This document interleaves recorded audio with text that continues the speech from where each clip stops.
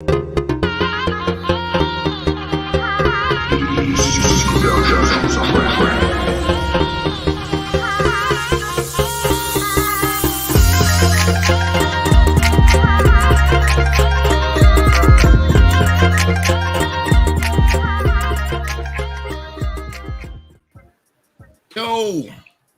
what's going on, everybody? This is Case Study QB, and we are back in the building, the political junkies. What's up with you? Let's go around the horn and say what's up to everybody. Ben Doan, how you doing, my man? Living it up. All right, Izzy. Doing good, doing good. All right. Carlito. Yo, this for Ben Doan right here. Uh-oh. Phase up. Uh-oh. Call of Duty League, his team got, if you know what reverse sweat means, it's like you're being up, about to win, and another team comes back and embarrasses you. That's what happened. Like that's what happened to the Knicks when the Knicks was up by 21 points, and then the Lakers came back, beat them in overtime. This team was looking like the Knicks of Call of Duty. Oh my God! We always talk about. Somebody. I don't understand why the Knicks get so much love in this show. It's like, well, it's because I'm a Knicks fan. That's why. But yeah, I'm a hurting Knicks fan though. That's the truth. All right. John, we're gonna skip John today. I just feel like skipping John. You just know you want. I don't got nothing great to say, anyways. I'm still mad at my school board. So what's going on with your school board? They're a mess, man. Like it's true, man. Sometimes these people make decisions and it's like scratch your head. They're making our kids, go to school 25 minutes earlier because they said that they can't find bus drivers. I mean, yeah. But the richest county in America cannot find bus driver. Wow. They don't want to pay them enough, pretty much. So it's like, you know what? We're going to make our kids suffer. We just they want to start school at 7:20 in the morning. Like those kids, and like a lot of the teachers already complain that kids are lack of sleep and. Yeah. So wait, let me ask you this. Are they getting out of school earlier? Yeah, they get to school at 2:15. Oh, wow. So they'll be home they'll be home by 2:20. They'll be home by 2:20. So you could do school activities earlier. Who wants to do that? Because I don't work. We want to keep the kids away, keep them No, it's not even that. It's like, they're like, oh, yeah, you do activity earlier. Like, parents don't work, right? So parents is like, they just have to tell their boss, hey, by the way, I gotta do my school earlier, so I gotta leave early. We need the after school programs. That's what we want. Let me give some love to the chat because people are up in here. PJ Neat is in the building. What's good with you, brother? PJ Holly is in the building. PJ Rafael Rodriguez is in the building. Much love to you all. See, my school, my plane. Oh, let me not dox myself. My bus school will just say, they'll call you and say, hey, the bus ain't showing up. So your kids will get there whenever they get there. And I'll have to take them to school myself, pretty much. Well, how you're not gonna dox yourself? You don't have no problem doxing everybody else. I know. Y'all all be doxing each other left and right. I know. Like, every episode is something new. Maybe whenever there's shortages over here, they always send a message like when one school drops off, like one bus drops off, then they'll come back and do the other bus driver's route. So your kids get nope. They be like, the bus is not coming. Just to let you know. So it's up to you. If you have a car, like luckily we got a second car so that I could drive the kids to school and drop them off. But if I didn't, they'd be home, I guess. Yeah. So what's gonna happen is like just homeschool so often for middle school, but not elementary school. I don't know why. All right, so I want to show you all this video right now. Let's get started with this. Where is it at? Boom. Let me show you guys as well. So this is a messed up situation. People all have in common. What do these four people all have in common? You might recognize some of them, you might not. But what they do have in common is something pretty specific. All four of these men were all found guilty of committing voter fraud in the 2020 election. The gentleman in the upper left, he's a Republican from Nevada. His wife died several years ago. He nevertheless filled out her ballot and cast it in the presidential election. He then participated in efforts with the Nevada Republican Party to claim that his dead wife's ballot being cast in the election must mean there was mass voter fraud by Democrats. He is the one who cast his dead wife's ballot. He's a Republican. He got caught. He was sentenced to probation. That's the guy in the upper left. Guy in the upper right, he's a Republican elected official from Ohio. In his case, it was his father who died, and he cast his dead father's ballot in the 2020 election. That Ohio Republican official was sentenced to a grand total of 3 days in jail. Keep going clockwise. The gentleman on the lower right, he's from Pennsylvania. In his case, it was his mother who had died. He nevertheless cast her ballot for Donald Trump in the 2020 election. He was caught. He got probation. And then the last guy, lower left there, he's another Pennsylvania Republican whose mother also died. Apparently, he couldn't help himself. He cast a ballot in her name in the 2020 election. He got caught. He got probation. There was no large-scale fraud of any kind in the 2020 election. There were a handful of sort of pitiful individual voter fraud cases like this, voting twice effectively, using a dead relative's ballot, that sort of thing. And in a handful of cases, the ones involving these Republican guys that I just showed you, for example, in a handful of cases, we have seen those cases fully adjudicated already. They've made their way all the way through the criminal justice system. And of those 4 cases, we know one guy got 3 days in jail and the rest just got probation. That's what those guys have in common. Now, this is Pamela Moses of Memphis, Tennessee. This week, Ms. Moses was also sentenced for a crime related to her efforts to vote in the 2020 election. Ms. Moses had a felony conviction in Tennessee that legally resulted in her not being allowed to vote again in that state. But she says that nobody ever told her that that particular conviction meant that she couldn't vote. And her county elections board admits in writing that despite her conviction, they never actually took her off the voting rolls. A probation officer with the Tennessee Department of Corrections even wrote her a note, filled out an official certificate saying that Ms. Moses was eligible to vote. Ms. Moses turned in that certificate from the probation officer along with her voter registration application. And for that grave crime, she was just sentenced in Tennessee. What was her sentence? She got 6 years in prison. Yo, 6 blood fire 10 years. What kind of craziness is that? Yo, I thought we had judges for a reason, right? Judges supposed to be there. They understand the situation. You give them all the information, and then they make a fair assessment and sentence. They put out a sentence. This is like the most shut and closed case anybody could come up with. Was she black? She black. I mean, she said she had a note that said she could vote. All this different stuff. Go ahead, Bendo. I was like the note didn't help. Who was your lawyer? Wait, is that your mic? Whose mic is that? No, it's not Bendo. It's not Bendo, and I just muted him. Yeah, it's John. Something happened. But yeah, I don't know if she needed.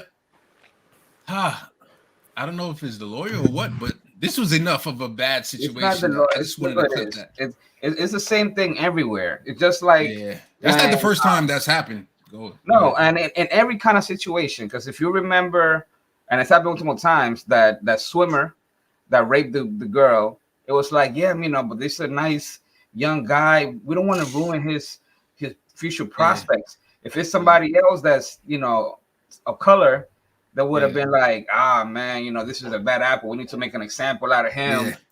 So affluenza, you think a little bit of affluenza? They need to come up with the word for affluenza is more for like the rich people. So we need to get something for like when it's almost like the NFL coach situation. You hear about how they're getting sued, and it's because all the owners are white. So they're gonna hire other white people to be the coach, usually. The white flu. The white flu. Oh man. It's crazy out here. Definitely. Let me see what else we got here. Go ahead, Carlito. I was just thinking, because I was talking, to like my boss, and he's a white guy, and he's progressive, but I don't understand why somebody like him could see people doing wrong, and they're usually white, and he's like, they messed up. But other people feel like, why are you attacking white people? Or why is it like why always got to be a white thing or whatever? It's like, sometimes you just see what it is. It's like it's just the way it is, man. It's the culture, the history of this country. It doesn't mean that whoever is alive now is responsible for everything that happened before, but you got to be responsible for what's happening now, and also, just try your best that it doesn't happen. Yeah, I want to show you guys this video real quick. Chuck, it might be in Chuck's situation. He'll say, "John, now you're under fire." It's not the same thing, obviously, but you're under fire for not supporting changing the filibuster rules so as to pass the election reform bills. Bernie Sanders has said he supports a primary challenge to you and to Senator Sinema. Schumer has not said that he is endorsing you. We've talked about that and everything. And I told Chuck and I were talking the other day, and I said, Chuck, basically the best thing to say that I would think in a situation like that, but they're going to support. I don't know, no way, shape, or form will Mitch McConnell or Chuck Schumer not support their caucus. Right. It just doesn't happen. Now, with that being said, I'd have said, sometimes you tell me, Jake, I want to be for you. I can be for you or against you. What helps you the most? Yeah. And Chuck, it might be in Chuck's situation. He'll say, Joe, I can be for you or against you. What would help the most? With that, you put a little levity to that, but I don't put any stock in that. I've had a primary. I've been running since 1982. Yeah. I have never run unopposed. I'll be there for you, Joe. You're going to endorse him? Endorse me? If he's running, I'm endorsing him. See, there we go. Now you're under. So who is she? That's I think McCaskey. She's a Republican senator, and actually, let me see if it's in. It might be in. Is that the one from Alaska? I believe so. Lisa Murkowski. Yeah, I think she's from Alaska. Man, that's it. She's done. She's gonna get primary now. Yeah. So this is what I'm wondering about, right? So you always hear about the Democrats; they get mad if you endorse. Because by the way, Joe Manchin endorsed her back. That's the latest news that I read that. Unless I'm wrong, somebody correct me. But so here's a Democrat endorsing a Republican, but FAOC, they're giving her a lot of hell because she's endorsing against Henry Coyer, or whatever his name is. Jessica Cisneros in Texas. She's getting a lot of heat for that. But you don't hear. I didn't hear much about this. He's endorsing a Republican. Oh, go ahead, Carlito. She's gonna hear it. Think so. Nah, you guys, they're gonna love her. Let's get a prediction. Win. I heard a prediction. Somebody said that she's gonna get primary. Who said that? Yeah, she definitely will. Think so? All right, we'll see what happens. Don't forget, it's Alaska. There's like 8 people there, so. And she's she's super popular with them. She's super popular with them. Yep. And she won from a write-in. She won her because she lost the primary. Then she ran again, and she won off of a write-in. Let me tell you something. After Susan Collins won, I don't ever have any hope of like anything could happen because I did not see Susan Collins winning. Like she didn't even think she was gonna win, and she won. So McCoskey's gonna get primary from the right. She's gonna going to be another Trumper coming in saying she's a rhino and all kinds of stuff like that. Got it. Okay. Yep. Yeah. Holly Horn confirmed. That's Alaska. Yep. Alaska senator. Let me play this video here. She also said, "Did you know Biden endorsed a Republican for Minnesota senator?" I wasn't aware of that. Biden endorsed a Republican. I don't know. Holly, was that recently or was that back in the day? I wouldn't be surprised if that's back. I think that was back in the day. I think I did hear about that one. So I'm going to play this video. I'm not going to say anything. I'm not going to lead the witness. I want you guys to tell me what is wrong with this video. In the next year and a half, as we see other names pop up, we cannot disagree about democracy. We cannot disagree about the faith and health of our institution. And that's where we currently are. But again, Yasmin, I have faith that there are some people in the party that want to see that needle shift back to the way it was. And I think we'll see what happens in the next year and a half as we see other names pop up as potential challengers to the former president. And we see what the appetite looks like, not only with voters, Yasmin, but also with that pivotal donor base that will truly decide who they want to put their money behind. The question. All right, did you guys hear it? Well, this is a black Republican? Yeah. I didn't hear. I don't know what. I didn't hear the gotcha. All right. I wasn't sure which angle he was coming from, but once he started talking money at the end of the day, money ruling all, at the end of his comments, it's just like, yeah, I mean, So he started off talking about the importance of having a healthy democracy, right? Oh, that's how he right. started off. That's why I was like, and then he ended off saying, "Oh, that very important donor base, that pivotal donor base. Like in a healthy democracy, why would the donors be that pivotal? You know, and we know what donors he's talking about: big donors, big money." I was like, "Am I here?" And you know, the person that he was talking to, she didn't even catch it.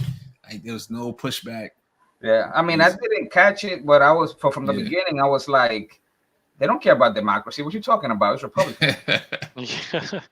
Paul Patrick is like, now we know he's a Republican. Exactly. Yeah. So all right, I could either play the. Did everyone hear about CalCare? What happened in CalCare, in California with their single payer bill that went down? Yeah, they didn't put it up.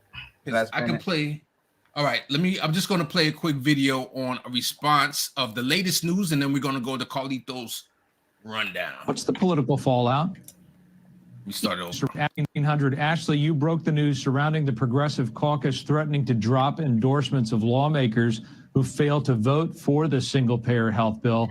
As we know, it died in the assembly. It's a big loss for the California Nurses Association, but also some might say for Speaker Rendon, who supported it, and for progressives who thought this was finally their moment for single-payer health. What's the political fallout? Yeah, I mean, even though AB 1400 essentially died, the drama and this divisiveness in the Democratic Party is very much alive as a result of this bill.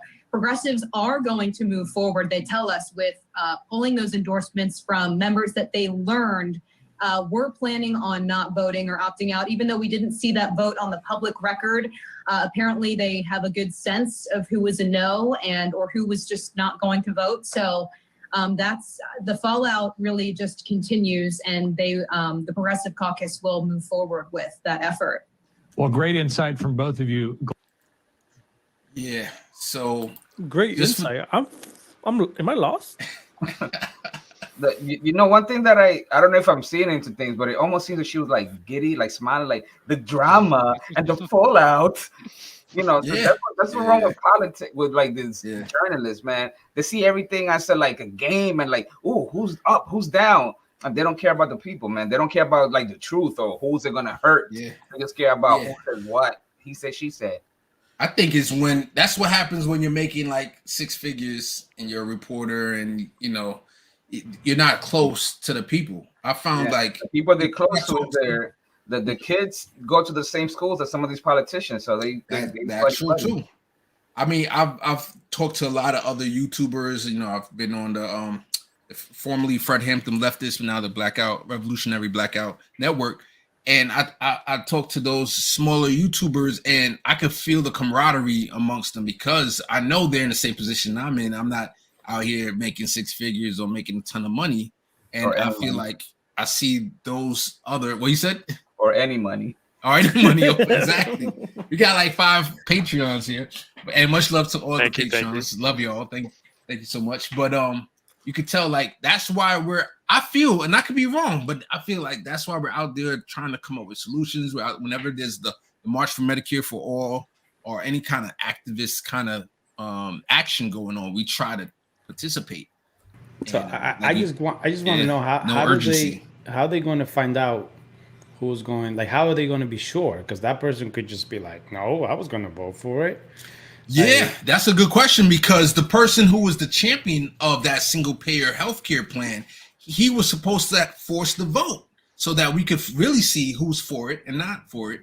But they said they have their ways of finding out. I have another video. I don't, unless you guys really want me to play it, I can find it. But basically, it was the head of the Progressive Caucus. Okay, I'll look for it. And get it for you guys. Let me ask you a question. I'm not sure if you know or not. Is the Progressive Caucus in California is the same as like the Progressive Caucus we have in the House? Like, because we know that the one in the House is a joke. Like that's just not really a Progressive Caucus. So I would guess so. I would say so. Why? I would be interested to find out, like, you know, who's sitting those and are they really. Like, you know, we have like maybe 5 progressive, and then there's have all those people that say that they are part of the Progressive Caucus just because. I think that the California they are generally more progressive than the DC people, though. They are. That's why I was asking. It'll be interesting to see if they are a real progressive caucus. But I wonder why this one guy, we just needed him, and apparently just one person to put this up, and he didn't put it up for a vote. So if they had a whole bunch of progressive, I mean, I would love to have somebody who was more versed in California politics to let us know exactly what happened. But if you just need one person to put up that bill so it could be voted on, I mean, and we had a whole caucus of progressives, why wouldn't one of them put it up? But I don't know. Yeah, so Alex, we're going to touch about the Rnc statement on January 6th. You heard about this? No. So basically, they put out a statement saying that what happened January 6th was legitimate, free speech, whatever, demonstrations or whatever. Wow. And then afterwards, when they were asking, like in an interview, whoever's the chair was saying that, well, we meant the people that didn't commit violence or break in. We meant everybody else. But the statement didn't say that. The statement just says the people out there were doing legitimate, democratic, whatever the language was. I just remember they used legitimate in there. How many people didn't the vast majority of them enter, even if they weren't the one breaking the windows? Didn't they all enter at one point? Nah, there was a bunch of people out that didn't get a chance to enter. They tried. Right, exactly. Not because they couldn't, but because there was no space. Yeah, I don't even think we should call them people. I think they should be terrorists, man. That's what they should be called. Terrorists. There you go. Legitimate political discourse. Yeah, what it was. But to be fair, there were some people that, because I remember somebody from I want to say New York Times, but they were interviewing because one of their neighbors in Brooklyn happened to be there. Like they turned into this QAnon crazy person, and they went there. But then when they saw people like hitting cops, he was like, "Oh no!" And he like left. Like he was like, "No, this is too far." So there were some people that were like, "Okay, this is like I can't cross this line." So it wasn't like 100% everybody there breaking in there. But the fact that they were there in the first place, though, it showed they were already cuckoo for Cocoa Puffs. Yep. Yeah, 100%. Let me show. So this, I got to get the video that I was thinking about, but I do have the video of the progressive, the person that was supposed to put it up for a vote, and they interviewed him, and this would be I'm gonna let the whole thing play. Oh no, it's 7 minutes. So I'm not gonna specifically. Let me see. Universal health care have a future in California. The latest push for the progressive priority of a single-payer system is dead, at least for now. The bill CalCare was not put up for a vote in the state assembly by the Monday deadline. Assemblymember Ash Kalra from San Jose, CalCare's author, joins us now to explain what happened and what's next for the idea. Assemblyman Kalra, Ash Kalra, I wanted to combine your name because it just seems to be kind of cool that way. I really appreciate your time. I know it's been a tough week for you. I appreciate you having me on. It's been tough for a lot of people because obviously we hoped that we were going to be able to get the votes for CalCare to get through the state assembly. Unfortunately, that wasn't the case. We fell quite short of that. But I do think that we put some cracks in the armor of the industry that's profiting off of our healthcare. Well, Assemblyman, the California Nurses Association and your own speaker, Anthony Rendon, tweeted disappointment and criticism that you didn't put it up for a vote, despite the fact that it was not going to pass and everybody knew that. What's your response that you should have done it anyway, do you think?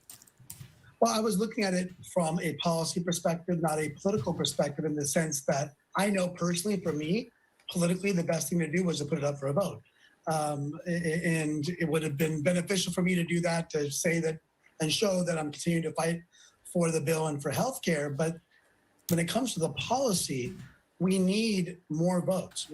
And at the end of the day, we can't just manufacture those out of thin air. Many of those votes sit on the floor with me. And we just ran out of time because of the January 31st deadline to get enough of my colleagues on board. This time next year, we're going to have a number of new legislators, many of whom right now are campaigning in favor of single payer and specifically of CalCare. And I do believe that we can get a number of my colleagues on board as well. I don't think putting it up to a vote that was going to be, by all estimates, around a 2-to-1 vote, 2-to-1 either no votes or votes against it, would have benefited the policy. And so I put the policy above all else. And I think it allows it to survive another day and, frankly, another year. Because either way, we're not making just stop this clown. Yeah, yo, it is so painful to hear this guy talk. Yo. So I did that dude. Oh like, my God. Somebody needs to do some digging and see how much he got paid, because just know, like, how you gonna be like about the policy and not about politics and stuff. Like, you have one job. Just put it up. Just put it up. It's like, that's like another thing. Like, it's just bad. It's bad leadership, man. It's like the same thing with Schumer and stuff. Just even if bill's gonna fall, just put it up. See who's gonna vote for it. Like, just put it up. Like, it's just crazy. Like, I don't get it. It's absolutely but he made no sense. He made no sense of what he was saying. He like danced around that question. Like, he just went in circles. There was the strategies that's going on with Medicare for All, and the strategy with Bernie was to try to get it done at the national level. And of course, Bernie had to be president for that to really happen, for him to really do a strong push. But the other strategy was to try to get a state to pass a single payer healthcare plan.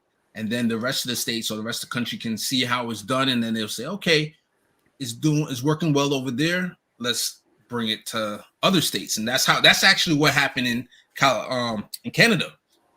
And people were very cynical about California was supposed to be one of those states that it would pass single payer healthcare plan. Now, from what I remember, they did have a referendum, meaning that they try to do it through a ballot initiatives. And even then, the healthcare companies flood the air with a whole bunch of ads, and it went down. It did not pass at that time.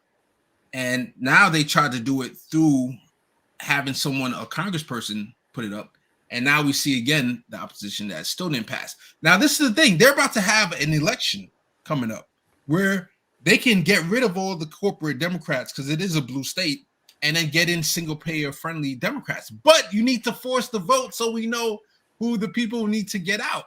And that's exactly what this guy did not. But I don't think this was more a forced the vote situation, because they had a bill. It wasn't like they just gonna they had a bill. You just have to present the bill. They were saying that it wasn't gonna pass. So okay, but we got a bill. But you're not forcing. What did you want to present? Go ahead, John. Yeah, that's what I mean. Like, you're presenting the bill. Like, the other situation is they just want to put it up to vote for this, but there was an actual bill there that was like, here you go, like, you vote. Wasn't it that it passed their house, but then on the Senate they pulled it before they could vote on it last minute? So it was probably going to pass. That's the problem. That's the problem. Yeah. But he's saying that it was not going to pass. But even if it was not going to pass, he's lying. Even if it was not going to pass, you need to put it up so that the voters can see. Okay, here's what happened. Who do we need to kick out?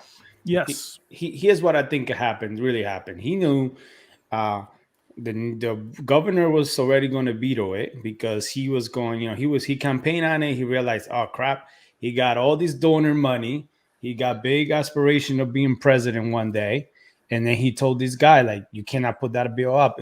Just say that it's not going to pass. Don't put it up, because then you put the hands on me to sign that bill, and I'm not going to sign it because I just got millions of dollars of donors donating money. Mm-hmm. I think this just back deal there. And now this guy's going to be the fall guy, and he may just end up being somewhere in the administration. Watch if Newsom, what's his name? Newsom something. Yeah, Gavin. Watch him if Newsom. he goes run, and they're going to claim him as being electable and being great. We'll go back, if it ever happens, if this guy gets some type of position in that kind of favor. Yeah, that's how it works. Yeah, we'll see. We'll see what happens. Let's bring up this guy. This is defund police movement is dead. I agree with the mayor. The defund police movement is dead in New York City, and good riddance. And any elected official who's advocating for the abolition or even the defunding of police is out of touch with reality and should not be taken seriously. Oh my God. The latest bad take from nothing. He will stop at nothing to sound terrible, to not be progressive, to just be the corporate Democrat we all knew him to be when the New York Times was like, we love this guy. Like, that's what I'm saying. He's part of the progressive caucus, but we talked about this and stuff. Like, they just got to come up with a better slogan. a better way of saying it. I know Carlito always going to There's disagree no with me. slogan that's going to get Richie Torres to be like, yep, I'm all for it. No, I don't care about Richie Torres stuff for that, but I'm just telling you, like Carlito's thing is like, it's just never going to work. You're saying defund the police is not going to work. That's never going to work. You got to figure out a better way to. But yeah, that dude is not. It's Richie Torres, you know. But hey, he's part of the Progressive Caucus. Yeah, no. We're part of the Progressive Caucus right there. We need to have a Socialist Caucus and see where that takes us. They're gonna get that would be nice. Then who won't be afraid of joining? Progressive Caucus is like a whack club with no velvet rope, man. Anybody could get in. But hey, let me tell you this: like, you know, if you see those races in Texas and some of those races where you have some progressive, some of these people, we don't know where they're gonna move. That if we get 5 or 6 more. It'll be interesting to see if like the true grow from 8 to 16 or 8 to 20. It'll be interesting to see how they use their power, if any. Yeah, we'll see what happens. I just want to shout out Derek, New York BX. Much love to you. I saw Abel and PJ Abel Martinez is in the building. Paul Patrick's in the building. I think that's all the new people that I saw. And then I'm going to button up the cow care. I think, the cow care with this last video. And then we're going to go to Carlito's rapid fire. Run that. The effort to single payer is the way to go. There's no reason to wait around on universal health care and single payer in California. Universal health care for single payer. During that campaign, Newsom was totally unequivocal. A single payer system drives down the cost of health care. Single payer health care to California faces its next challenge month. Wait, hold on. I just had to stop real quick to let everybody know the secret. When politicians are lying, they're doing this. We are going to make sure that we get $15 an hour. Did that replace this one? Yeah. The Bill Clinton. That's the Bill Clinton right there. All right, let's get back to the video. Lawmakers in the state assembly are set to vote on AB 1400, the framework for a government-funded universal health care system. It's actually one step closer to making it to the governor's desk. The bill died in legislature Monday. And at the very last minute, they killed the bill. They literally just ran out the clock. They didn't even bring the bill up for a vote. What happened in between the time that Newsom said he wanted a single payer bill and then he backed away from it? Well, $1 million check from a major health insurance company was dumped into the California Democratic Party. Great reporting from David Sirota. It was all because of the campaign contributions. The bill was sponsored by the California Nurses Association and would have centralized a state-run financing system known as CalCare. Under CalCare, you would have comprehensive care even beyond what typical insurance covers. Studies show 7% of the state doesn't have health care at all. You still have 3 million people in the state of California without health insurance. You have my firm and absolute commitment as your next governor that I will lead the effort to get it done. Newsom himself, his campaign has taken lots of money from health insurance companies in between him saying, I support single payer, and then backing away from it. When asked about this bill, he said, quote, "This is hard work. It's one thing to say, it's another to do." Indeed, it is one thing to say and another to do. The actual political temperature, the climate in California is one that supports this across political lines, but the politicians themselves won't do it. A campaign on universal health care. We're delivering that. Nobody's even going to ask them. The media's not even going to ask them, hey, what went down with that single payer bill that was supposed to pass? I don't think the issue is going away. I think you're going to see this bill continue to come up. It's a question about leadership. It's a question of commitment. And this guy wants to be president. I'm sure he wants to be president one day. Of course. No. He I'm surprised that they didn't like wrong him in 2020. Like, that's going to be someone that's like their poster boy for the whatever next election they decide that they want to run. And they're going to be like, and he's going to be like, oh, in California, I ran on single payer. And he's going to be like, I'm a progressive. You need to vote for me. And then he's just going to, because that's what he did when they did the recall. It's like, you cannot allow the Republicans to steal this election. We're going to get CalCare, whatever, universal for everyone. And then the checks came in, and so that's why sometimes it would have been better if just like the Republican got rid of him. So like that way, at least we know it's not going to pass. But yeah. I want to. New York got to wake up, and New York has got to step up. Like we could be the state that could actually pass not cow care, night care. Yeah. We could be the state to do it. We need to be the states to step up and come through after cows. I don't know if all those healthcare company in Connecticut is gonna let New York do that. F Connecticut. Yeah, Izzy, do you think is a possibility? Because as of right now, you got the governor who's going to be running, right, and then they're going to be promoting the person to the right of her. So they're going to try to paint her as the progressive running when they don't even give Jumaane, which actually I should have queued up. I have something I want to show the audience, but yeah, they're not giving him any love at all. What you think, Izzy?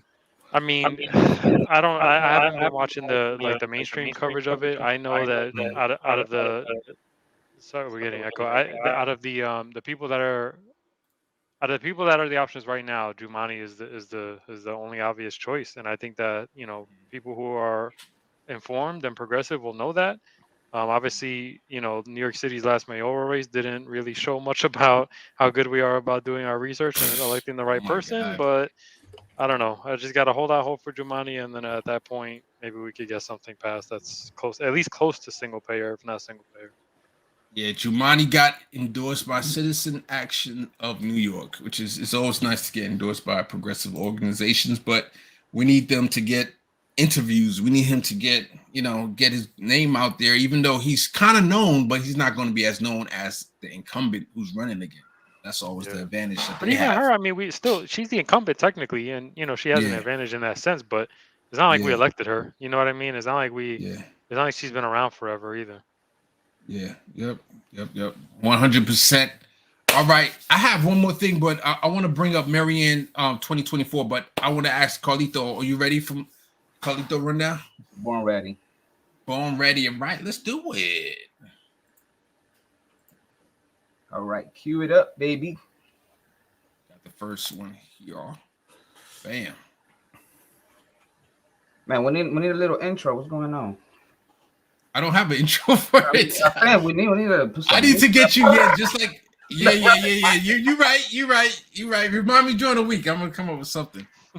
So anyway, extreme heat in the oceans is out of control, but my Simon and Wired. Well, today I learned, or when I first read the story, that ships have been taking the ocean's temperature for 150 years. That's cool. And while in the 19th century, only 2% of the ocean's surface measured what is considered extreme temperatures, the number is up to 57% as of 2019. As Izzy would say, we're doomed. Right, Izzy? See, he just showed the meme. He just showed the meme. Oh, you trying to pass it to me? Oh, okay. I thought you were gonna keep going. My bad. Yo, can you scroll down a little bit to the chart? Yeah. To show the different colors of the ocean. But yeah, no. So yeah, you're right. I mean, it's we are doomed. But I can't click on it. Oh, is there more? I'm sorry. Yeah, just scroll down. That chart right there, so you can see like just visually. It won't get bigger. I don't know why. But yeah, so they cite in the article that the seas have absorbed over 90% of the excess heat from greenhouse gas emissions, over 90% already, which is basically means that the seas are saving us from ourselves, 100%. Like, if it wasn't for all that heat capture, who knows where we would even be right now, even though I know we're still doomed. So what happens is the seas have absorbed so much heat that not only is sea level rising because that heat is melting the ice caps, but also because the water itself is expanding because it's getting hotter. The water itself will expand. And so these small island nations and such are even at more risk because of this than just the ice caps melting.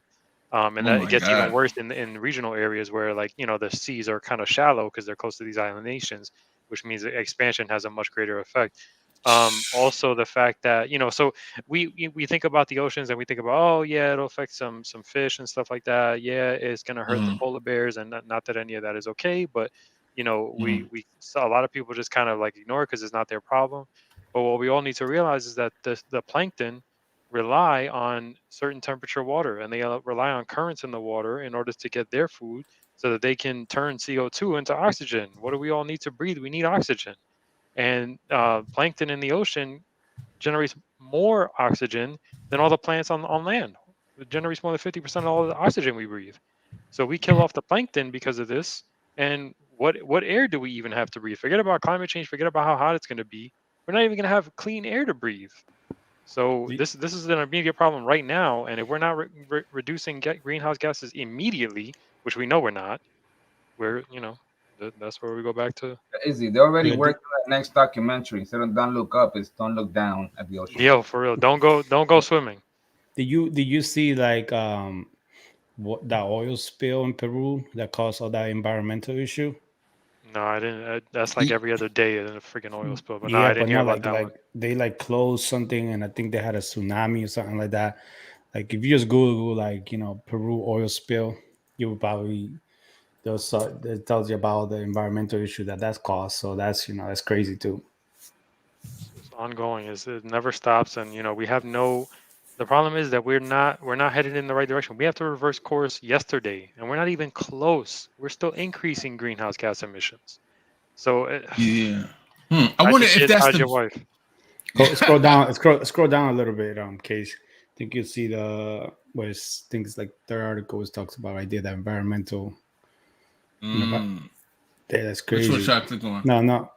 No, the video itself, like environmental one, but it was just just talks about like all that crazy things. But that animals wash up on Peru beaches after oil spill. And how many times have we seen this story? Since we were kids, how many times have we seen this story? Yeah, 100%. And it's like we have a lot simpler solutions. We have solar panels. There's hydro. Electricity dams that you could use instead of oil, instead of I don't know how do you guys feel about nuclear energy? Because some people are saying, yeah, we should just use nuclear energy. But I feel like if you blow up, okay, let's say nuclear energy is safe and the way they produce it is safe, but it could be a target for terrorists. If it gets blown up, is it going to cause a catastrophe type of event like this? A volcano erupted. They didn't expect a volcano to erupt. What you guys think? Yeah, absolutely. I mean, we already know our infrastructure, just from a cybersecurity standpoint, we already know our infrastructure is vulnerable. And so you start putting up nuclear waste plants all across the nation. I mean, yeah, any I think they've even where was it where they actually had a break-in and they almost overheated the was that the water treatment plant that I'm thinking of? There was a cybersecurity event. Yeah, but they they were trying to increase the levels of certain chemicals going into the water remotely because they broke in and they had access to do that. You do that to a nuclear power plant, game over. Yeah, and you said nuclear waste. So I wasn't even talking about nuclear waste. I'm talking about the actual nuclear power plants because the nuclear waste is stored like in I misspoke. Yeah, I know what you meant. Well, that's another problem with nuclear. That's another problem. Exactly. Nobody wants to waste in their backyard either. So where are you going to put it? And I know I haven't read a lot about it, but I know there's different kinds of nuclear that's supposed to be safer or less waste or reuse the waste in different ways. The problem with one of the problems for nuclear is that it's not a real business. Like it's one of those things that if it wasn't for government subsidies, it wouldn't exist because the liability is so huge that the government has to back it. Yeah, the government has to back them. So in that kind of situation, it just has to be a government-run thing. But we run by corporations in this country, so that's not going to happen. But it's like if we think about solar and wind, the benefits too are that they're decentralized. Everybody can have access to solar and wind right at your home, and there's a huge benefit to that. There's a huge benefit to that. So, I mean, the problem there is then the transmission lines. No, I'm talking about at your home, but you address that problem by making it decentralized. Because I'm talking about solar and wind at the home. Like if you have solar panels on your roof, you just have to have a battery. Yeah. So at least in Connecticut, they didn't allow me to put a battery in. It needs to be connected to the grid. Yeah, that's the way a lot of states are. Florida is wacky like that too. Obviously, the state laws have to change, but if we're really serious about not killing ourselves.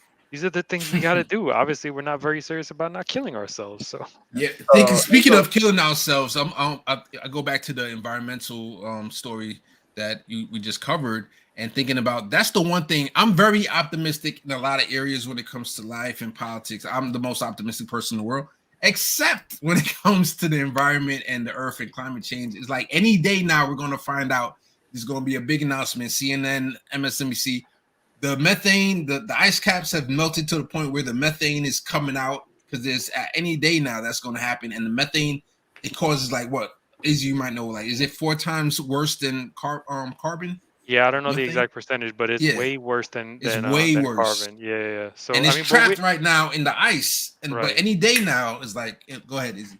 No, but we already know that there's a lot of scientists that are saying we are already at the point of no return, and if we're not already there, we're going to be there very, very soon. I think some people have said as soon as like 7 to 12 years. So we're not going to reverse course in 7 to 12 years. We just know there's no policy in place that's going to force us to do that. So we're doing. Sorry, guys. Yeah. But I'm with you, Case. I mean, like, I'm not that positive overall. I'm not an optimistic in many ways. But I think if we didn't have the climate to worry about, we could find ways around our other problems. This problem is one that is guaranteed. Let's just talk about sex instead.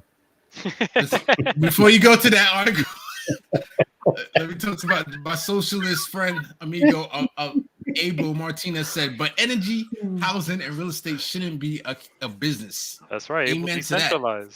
Decentralize Amen it. to that. All right, let's go to the next one. So next story. Amsterdam's sex workers face financial stress as the pandemic continues, by Miguel Florencio, ABC News. The coronavirus pandemic has hit many businesses very hard, and that includes sex workers in Amsterdam. But although sex work is recognized as a legitimate business, they are not treated the same. For some reason, too many allegedly do not fulfill the government requirements to be considered self-employers, and thus don't get any financial aid that is available to other businesses. So I guess they are not as progressive as we thought in Amsterdam, huh? How Case? So I think one of the interesting points that I read in the article was that they started their own kind of mutual aid fund where all the sex workers came together, and even they put into a pot so that if one person couldn't pay their rent or something like that, they can kind of pull from the pot. So they're kind of teaching us here in Solidarity how we should be working together as far as getting a general strike going, or trying to stick it to the man.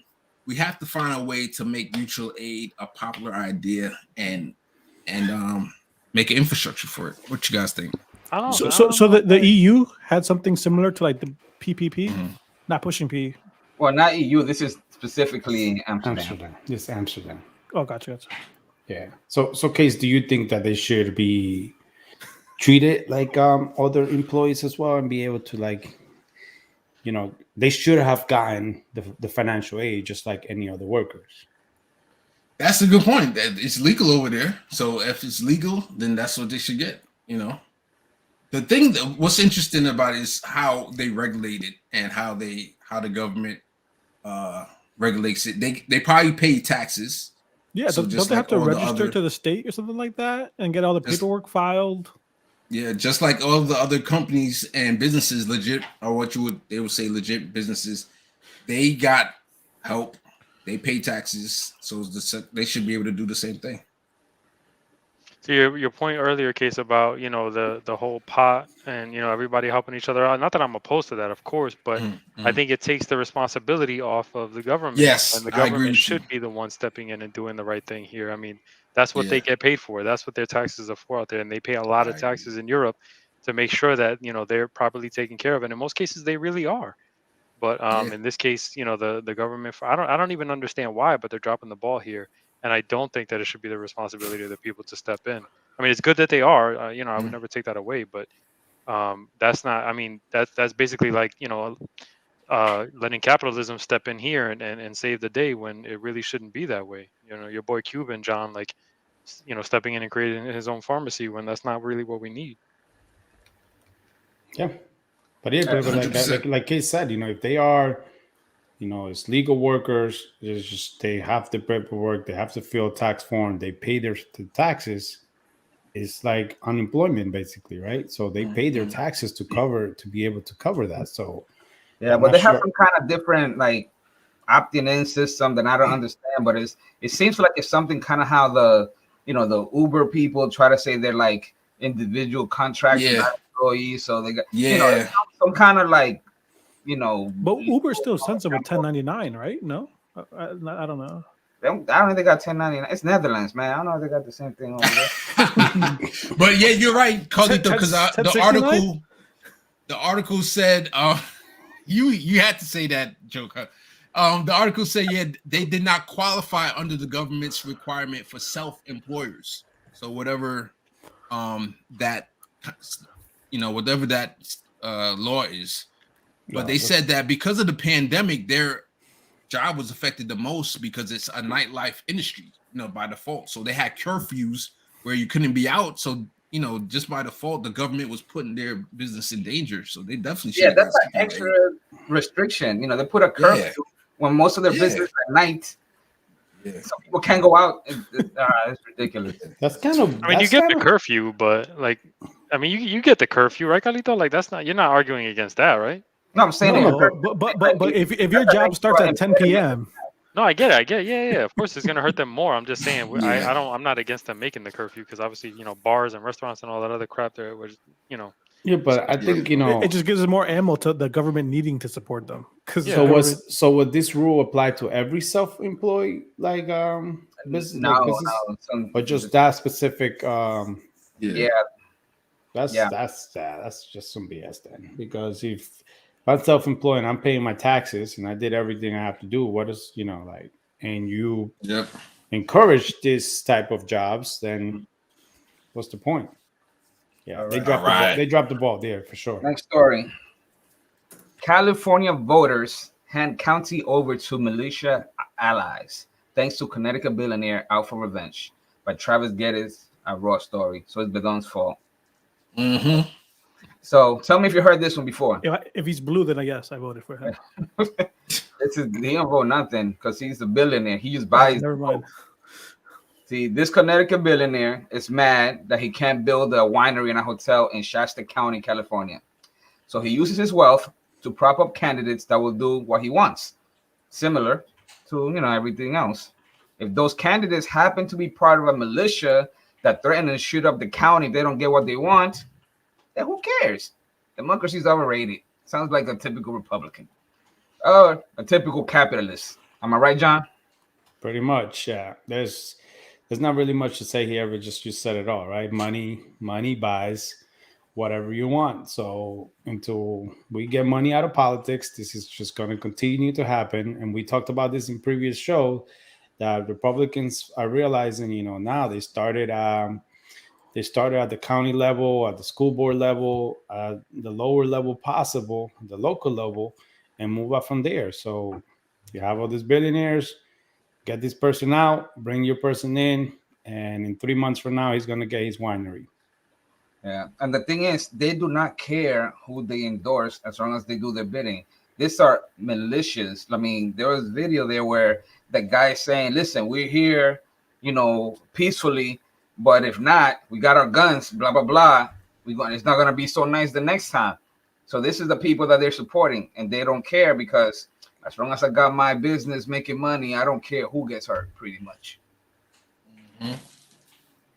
Mm-hmm. That's the new Republican Party. All right. The Tea Party? Next story. Levi's CEO says Amazon's $20 an hour wages are forcing the jeans maker to rethink worker pay amid the tight labor market, by Dominic Ruder at Business Insider via Yahoo Finance. So Chick Berg, the CEO of Levi's, is facing struggles hiring people to make the famous jeans. One reason is upward salary pressure from checks notes Amazon. So John is paying workers $16 and $17 per hour, and according to the CEO, they're not afraid to pay $20. So this has the Levi's CEO considering right now what we have to do with our wage rates. So is Amazon actually doing something good? No, because they're not really giving you a work-life balance. Every other story you hear about Amazon workers is like, I'm over it. They don't even let me use a bathroom. I think it would be nicer if you hear this more or less from school boards, right? I don't know if you guys have been reading or watching that a lot of teachers are leaving the market and leaving even higher education as a whole, because for what they're getting paid for and what they have to do, it doesn't, it's not supportable anymore. Surprising that you said that, because you have parents, especially in this county that I live in, that go crying wolf every day that teachers make too much money. But it's true, like a lot of companies are actually approaching teachers to come and work for them. And I always tell parents this: you keep complaining and stuff, like, if we don't have people teach our kids, what are we going to do? Yeah. And teachers, they've been forever underpaid. So the people that actually go and teach, more likely than not, they're doing it, for like a deeper sense of community or helping or something like that, because they know they're not going to get rich off of that. No, I mean, some higher ed professionals are leaving and starting to some correlation, right? The diversity and inclusion consulting LLCs or going back to do their own private practices, from what some of the people that I know. Yeah. Just because, again, from a higher education perspective, they're like, we're working 80 hours, right, with all these student pressures. The schools aren't providing us any other additional support. It's too much. You get 25 kids per one teacher and an assistant, so I definitely see a lot of teachers going in, starting their own, like having 10 kids, find a way to get it approved by the state, and parents probably will end up, paying. And a lot of parents, are moving to private education scenarios. If it's something that could be a little bit affordable, and teachers, they will be able to at least make some money that do it, I could definitely see something happening like that. But we definitely are losing a lot of teachers. A lot of places, with charter schools, they're hiring away teachers. Sometimes, sometimes they're paying even less though. So it depends. But one thing that became popular during the pandemic, and it was here in Atlanta too, that they'll grab a teacher that they like. A group of wealthy parents will get one teacher to teach their kids, and they get paid more to teach, 6 kids than they get paid at the school to teach 30. Yeah. And but that's also, you put in a teacher that's needed from the people that can't afford to have their own private, school pods. So it's hurting everybody else that's not, rich or, a little well off, because the research is away. I think that's part of the pandemic has exposed a lot of the infrastructure flaws and flaws in America, period. And I think one of the things that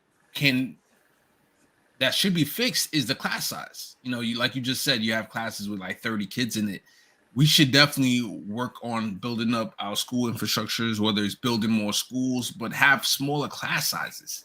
I'm thankful that my kids are special needs kids, but they only have about, I think at max 7 kids in the class. So they're able to identify and say, oh, this person might be sick. Let's isolate you and keep it moving. While in a class of 30 kids, for one teacher to kind of keep track of that would be a lot harder. What you said, John? Education, that would be great, but education's, it became to them, it's just a profit business, right? Like they tied it to the home prices. In this county, like you have, like where I live, there's a new school going up every single day. Elementary school is like 2,000 kids in elementary school.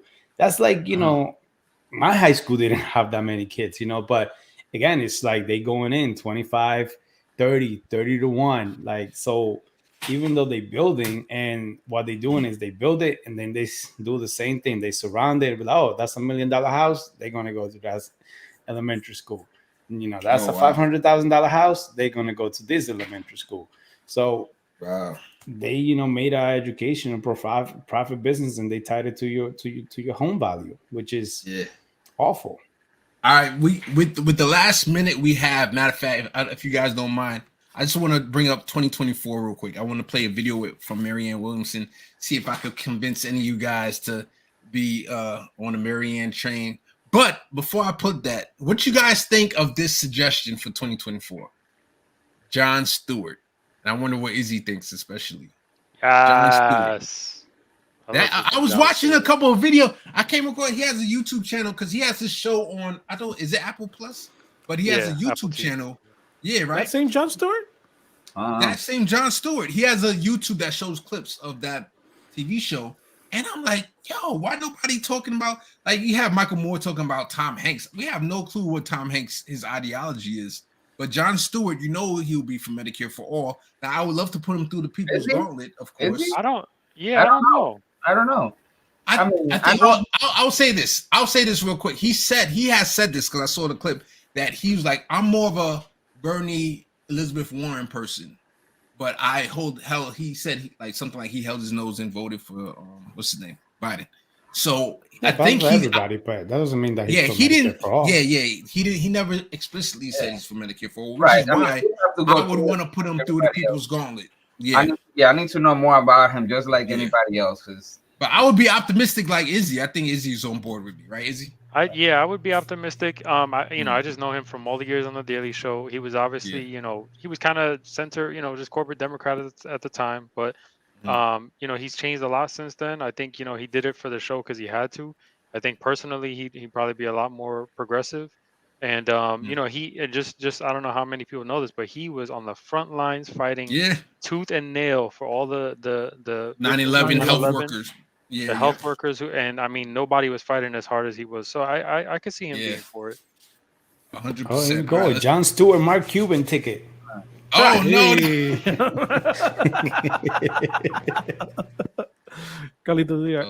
Between he can't get Let me play Democratic senators this back real quick. It's no secret that Joe Biden's agenda looks dead in the water, from voting rights to Build Back Better and everything in between. He can't get 50 Democratic senators to support even insanely popular legislation. And progressives are casting about for fresh ideas and fresh faces. They're even talking about a primary challenge to Biden in 2024. In fact, one of the names in that conversation may be familiar to you. It's Marianne Williamson, the New Age writer and lecturer who vaulted to fame with her appearances on the Oprah Winfrey Show.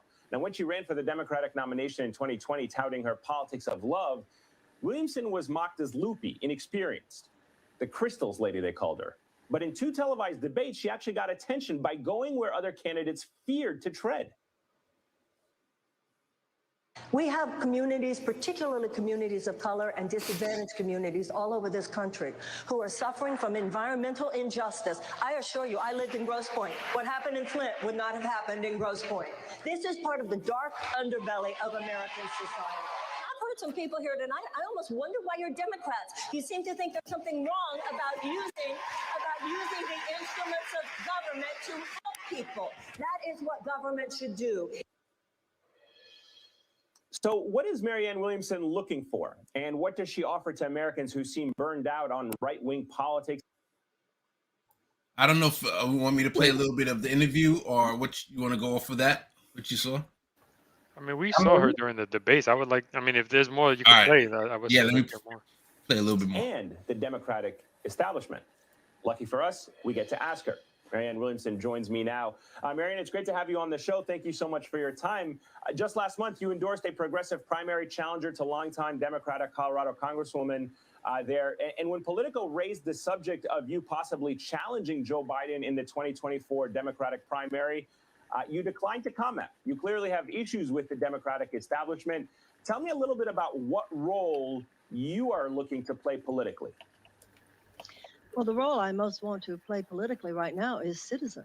And as a citizen of this country, obviously, I'm very concerned about the 2020 elections because, as you said, the president's agenda is not succeeding in high approval ratings and getting him high approval ratings. It is not doing the kinds of things for the American people, which could legitimately be believed to make people want to stand in line for 7 or 8 hours as they did before.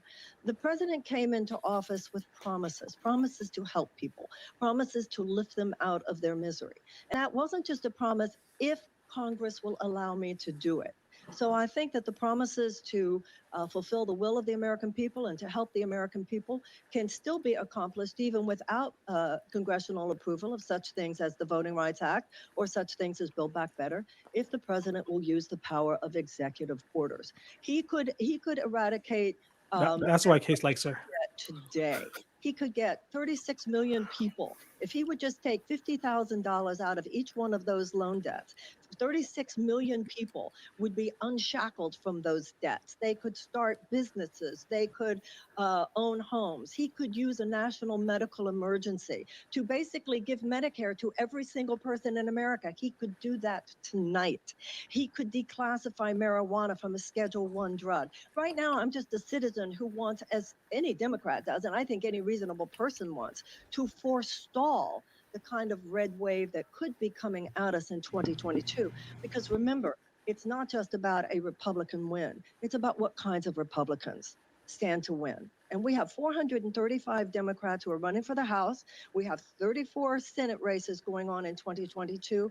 Those candidates need to be able to say to their constituents, the Democrats will help you. And right now, the Democrats are not helping people the way we need to.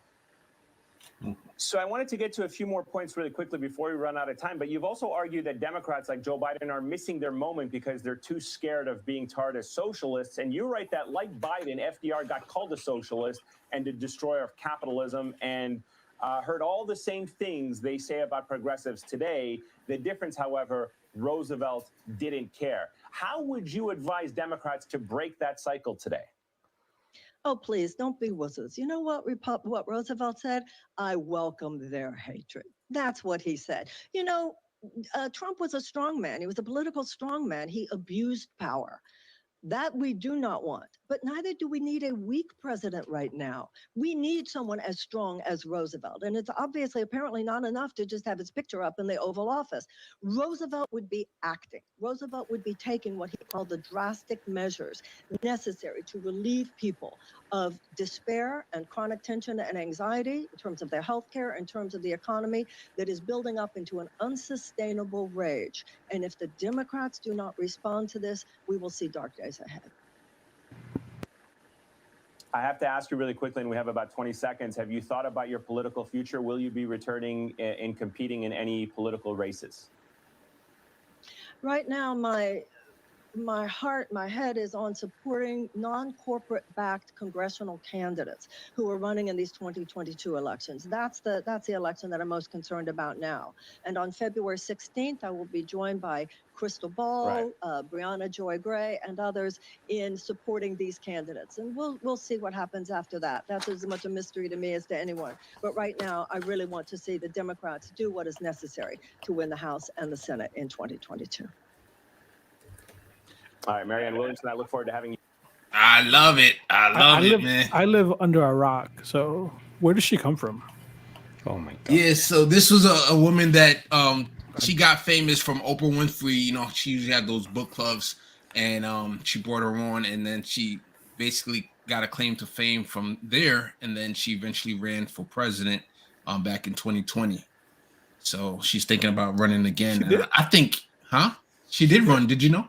Yeah, they just showed the debates, her in the debates, but she didn't get a lot of love. She didn't get a lot, you know. She did not, because me personally, I was a Bernie guy. So like everybody else be damn, or I'll find the little cracks. Like she didn't seem serious to me, honestly. But this time around, also, she didn't get a lot of, you know, shine in the media. She was a lesser known candidate, and she didn't have, you know, the amount of money of other candidates also to like put ads everywhere. But she was really strong on reparations. I must say, the reparation topic, she was very strong. She came out, she's like the only one strong. But go ahead, John. Maybe she is the face that the progressive movement's looking for. But I just think that, you know, she needs to have some like charisma of like get people excited, right? Like she makes a lot of great points and stuff, but there's still that one charisma, or she needs to come in with right up front and say like, this is going to be my BP. If I win the election, this is who's going to run, and pick someone that the left is excited about, and then just run the ticket right there that way, right? Because we know that the media is not going to give her time. And a lot of the people may feel like, well, you know, like, she says a lot of things, but she doesn't really excite me. And then like, oh, she's going to turn out to be another Bernie, or, you know what I mean? I do like that she's calling out, you know, she's definitely calling out the Democrats. She's talking about, I'm not supporting any, of these corporates, Democrats. She talks about like, you know, the president ran on this and he didn't run on like, well, without Congress or something. He using Congress now as an excuse. Like, I love that she's using all of that. And I think, she could definitely reach, some of we always talked about reaching, that 5% of the other side somewhere, somehow. I think she could reach it. But she's going to need some charisma into her and like get people excited. Because like, to be honest, like she makes great point, but when she speaks, I want to go fall asleep. I think that Bernie had Medicare for all, right? He made that popular. Andrew Yang had UBI. He made that popular. I think she needs a thing. Like she needs to promise Medicare for all or some type of UBI, and then she needs to add her own thing to it. See, that's the thing. So because Alan said, a reporter who interviewed me said she wasn't a serious candidate, but Yang was. Didn't make sense to me. Now, for anybody who just saw past the UBI and saw what his proposal was, it was crap. That was never serious. So it was all, BS.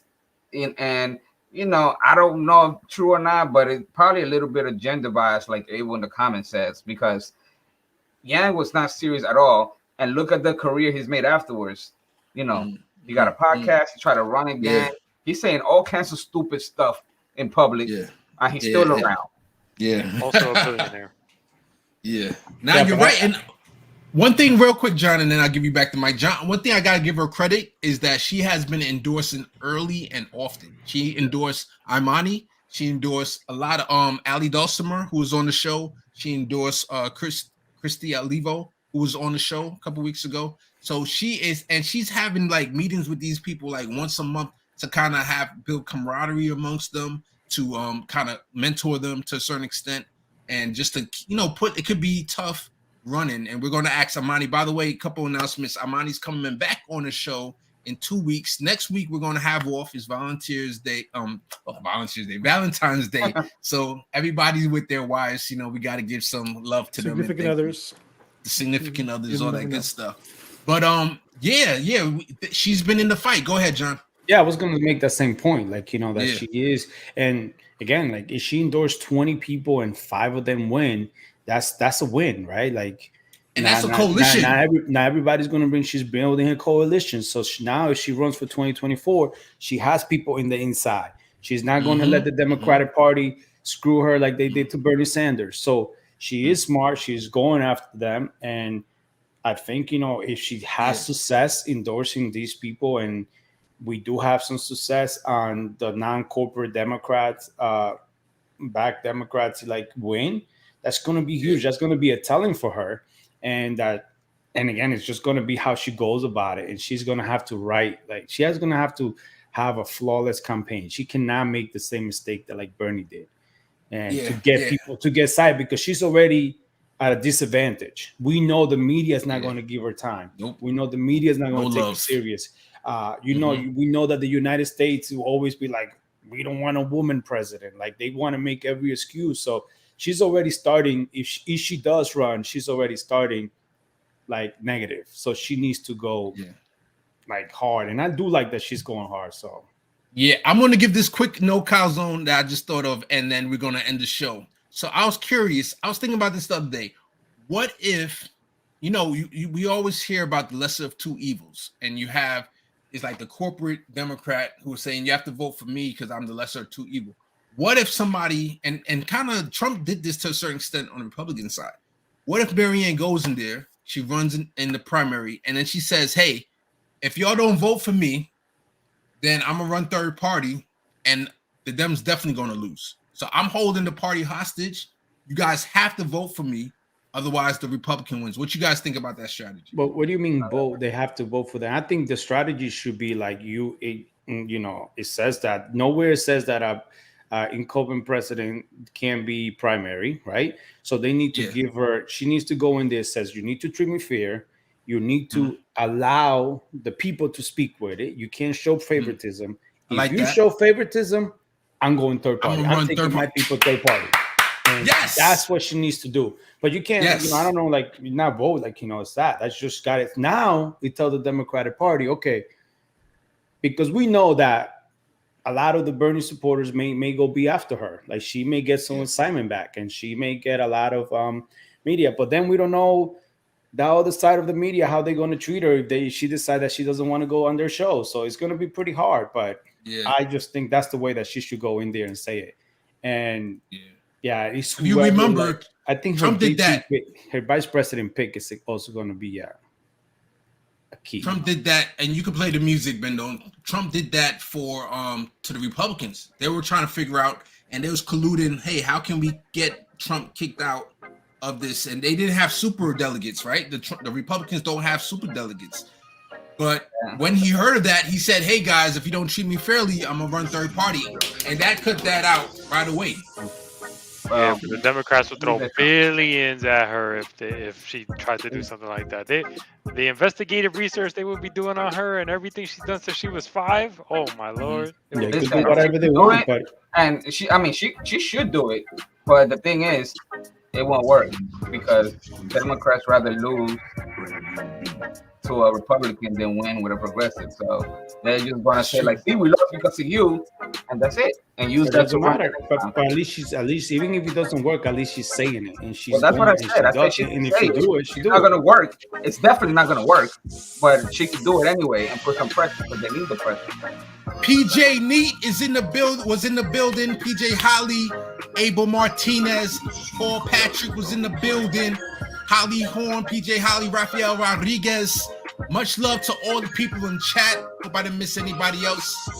And let's show that last banner. Much love to the Patreons. Nancy Venture, Pedro Hernandez, Deborah B, PJ Chris, Akibash Akita, and Zachary. Much love to y'all. And yeah, PJ Chris was in the building too. Thank you. So face up, man. Face up. Yeah. See y'all in 2 weeks. 2 weeks. Next week is holiday. And then in 2 weeks, much love to y'all. You don't want it. You've been anywhere in the world, but you're here with us. And we appreciate that. Izzy, any last words, Izzy? I'm out. Let's go. Carlito, last words? Go face. John, I hate you. Ben, no, any last words? Jesus.